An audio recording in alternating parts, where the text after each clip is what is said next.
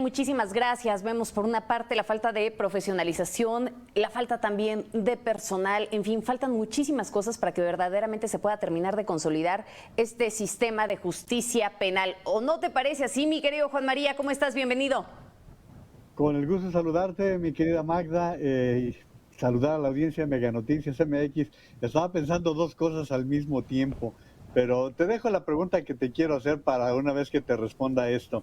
No A ver. solamente la falta de profesionalización, sino que además la modernización indispensable, Magda, porque a veces llegas a algunas oficinas en donde todavía tienen máquinas Olivetti que ni siquiera viste tú en la secundaria y que ya no tenemos una modernización física en muchos lugares, porque no basta con que en las capitales exista equipo, maquinaria, equipo suficiente, sino que también en aquellos poblados en donde hay este tipo de instancias, a donde las personas van y se pasan. Por eso también hay un gran desaliento en la denuncia, porque pierden tiempo o son sometidos a situaciones muy rigurosas. Mira, Claro. ¿qué te diré? Hace un año más o menos, mi esposa estuvo a Ujú. punto de ser asesinada en un asalto a mano armada. Au. Le pusieron la Ujú. pistola. Bueno, ella, muy consciente, muy ciudadana, al fin estadounidense, pidió ir a hacer todas las diligencias.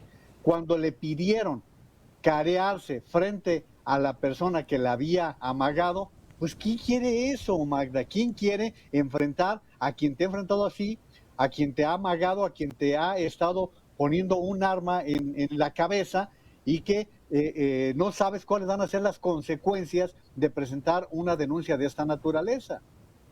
Ujú.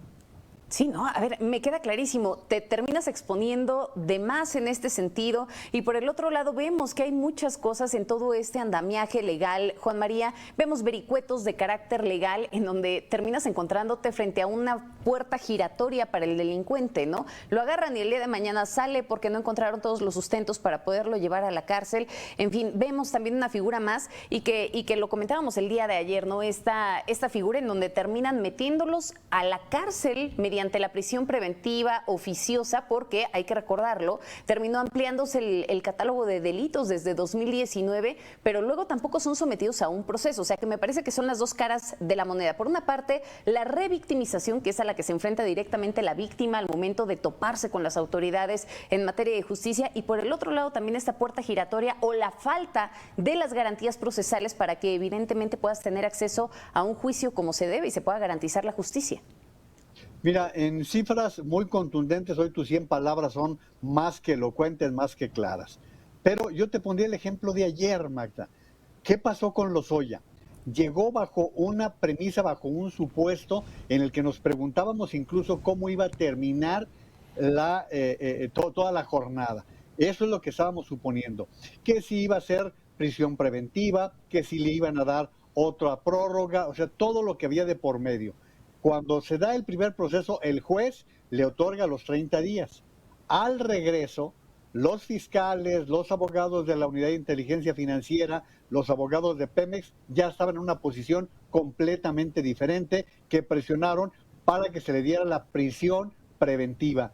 Finalmente, el acusado está sosteniendo que nunca tuvo la intención de evadirse. Y luego te vas a los contrastes de una persona que tiene una cuenta por 2 millones de dólares, que tiene casas por 10 millones de dólares, y te vas a confrontar la situación con lo que pasa con Rosario Robles, que comparece por voluntad propia y que ni remotamente tiene la capacidad económica que muestra Lozoya. Fíjate todos los contrastes que se producen en una sola sesión a lo largo de todo eso. Y estamos hablando de casos sonoros, en donde están todos los medios de comunicación volcados. Pero ¿qué pasa cuando te vas al ciudadano común, al Claro. ciudadano de a pie, que no tiene a veces ni siquiera abogado defensor, Magda? A ver, déjame preguntarte algo y retomando rápidamente lo de Lozoya. ¿Y no debió de haber sido así desde un principio, Juan María? Debió, por supuesto, pero acuérdate de la trampa que puso el fiscal, que fue, que puso hasta un, ¿cómo se llama? Un falso que supuestamente iba a entrar al reclusorio norte y no pasó nada, se lo llevaron supuestamente al hospital. Entonces, no, fue una sobreprotección porque desde que llegó a México le dieron el privilegio de testigo protegido y pues ya Sí, vimos donde nos chamaquearon a 16 todos los meses. medios. ¿Te acuerdas? O sea, fueron 16 meses en los cuales anduvo como si nada y fue hasta que ocurrió lo del pato laqueado que indignó al presidente de la República. Hoy tú puedes revisar la mayoría de los medios de comunicación, análisis y no análisis, notas informativas, todo mundo coincide que la decisión fue la indignación del presidente de la República frente a este caso. Ahora, me parece que aquí hay un tema bien importante, Juan María, porque ahora hay que ver qué es lo que va a pasar después de todo esto y después de lo que vimos ayer con esta audiencia, ¿no? Con la información que fluyó sobre la audiencia. Lo hemos hablado, la próxima semana viene una reunión importante a nivel internacional en donde va a estar el presidente frente a la Organización de las Naciones Unidas. ¿Va a cambiar en este sentido pues probablemente no el discurso, pero sí la percepción sobre el gobierno mexicano en esta reunión de la ONU? Por allí va mi pregunta que te quiero plantear precisamente, mi querida Magda. A ver, es un hecho que en todos los medios de comunicación, en círculos privados, el tema de las niñas vendidas era un hecho. El presidente de la República dice, responde, no es cierto, no es una práctica generalizada. Uno. O sea, por un lado, todo el país hablando de un tema que no solamente pasa en Guerrero, sino en Oaxaca, en Chiapas, en Claro. Michoacán, en muchas comunidades. Hoy por la mañana, mi querida Magda, y me voy a remitir a este tuit de Alejandro Ope, que me pareció muy...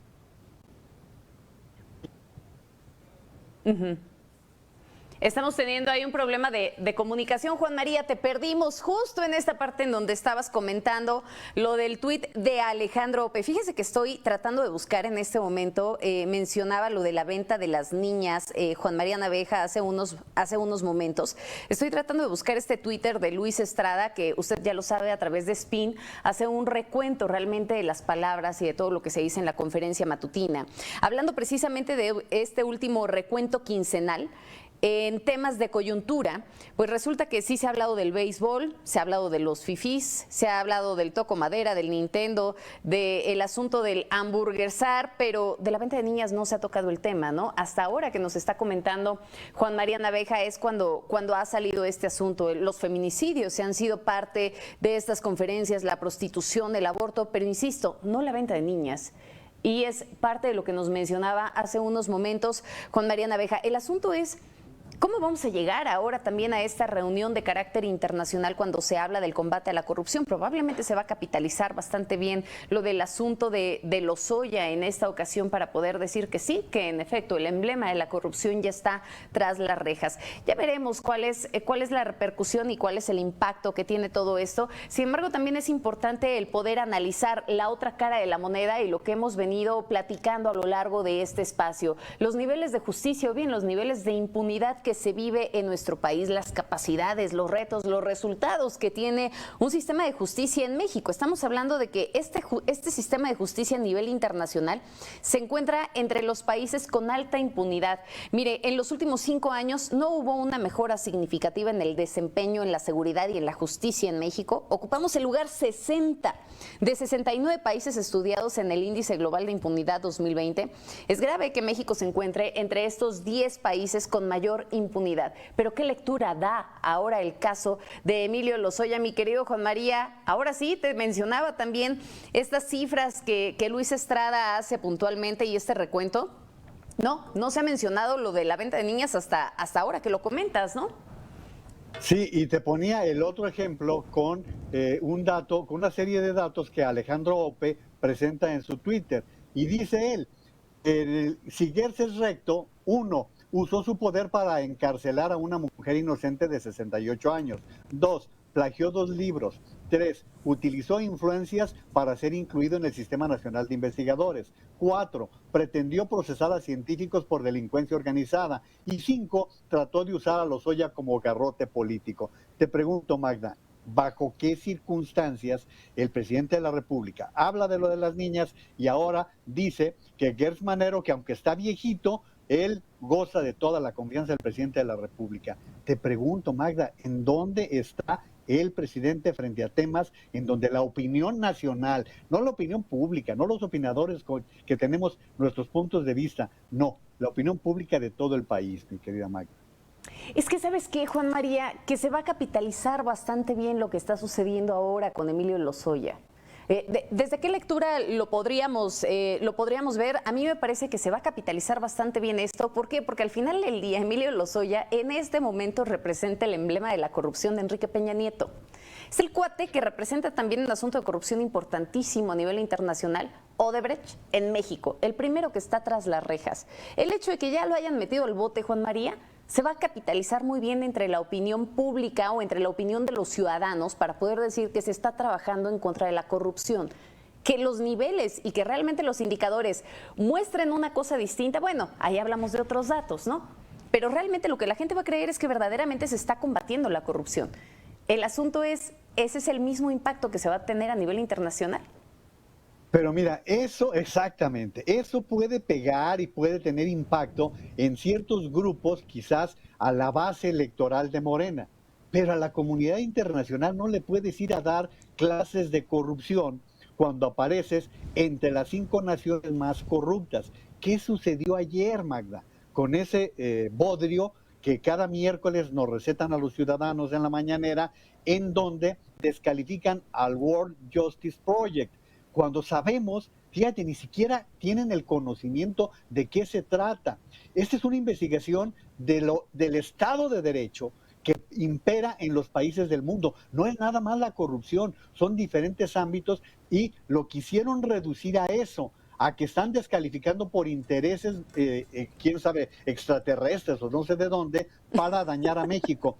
No pueden llegar a Naciones Unidas con un discurso tan pobre, con una información tan contundente en la cual aparece tu país tan a la saga en la clasificación contra la corrupción, mi querida Magda. Con el no es falso, pero no es verdadero, ¿no? Sí, ya estaba tratando de buscar las palabras precisas para este tema. La ética tiene ahora nuevos derroteros, hay que aprender de la señorita o señora, no sé qué sea, García Vilchis, que qué pena, de verdad, qué pena con los vecinos, mi querida Magda. Qué pena con las visitas, mi querido Juan María, sí, en efecto. Pero, a ver, aquí me parece que sí, tenemos, esto es evidente, ¿se va a poder utilizar para capitalizar electoralmente la detención? Sí, sin duda. ¿Esto significa que van a mejorar las cosas en materia de corrupción? No precisamente, ya lo estamos viendo, ya hemos analizado también los nuevos casos de corrupción. El asunto y el embrollo aquí es que al final del día el que termina pagando las consecuencias es el ciudadano. Estos casos mediáticos, ok, probablemente trascienden, pero lo dijiste muy bien hace un momento, ¿no? ¿En dónde queda el ciudadano de a pie con todos estos casos que no se terminan conociendo, con todos estos andamiajes legales, con esta pistola que de pronto le ponen al ciudadano en la cabeza y que ya no encuentra justicia porque no sabe también cómo enfrentarse a su agresor? Querido Juan María, vaya tema tan complejo. Y mira, te receto 2 que fueron el cierre de ayer. Esto, lo de Lozoya, en buen cristiano es una derrota. Y 2, lo de la reforma energética, mandarla hasta abril del año que entra, después de la protesta de 40 legisladores estadounidenses, es otra debacle. Así que ahí te las dejo, mi querida Magda. 2 descalabros. Ya lo analizaremos posteriormente. Querido Juan María, un gusto como siempre, que tengas excelente tarde. Nosotros hacemos una pausa, volvemos con más.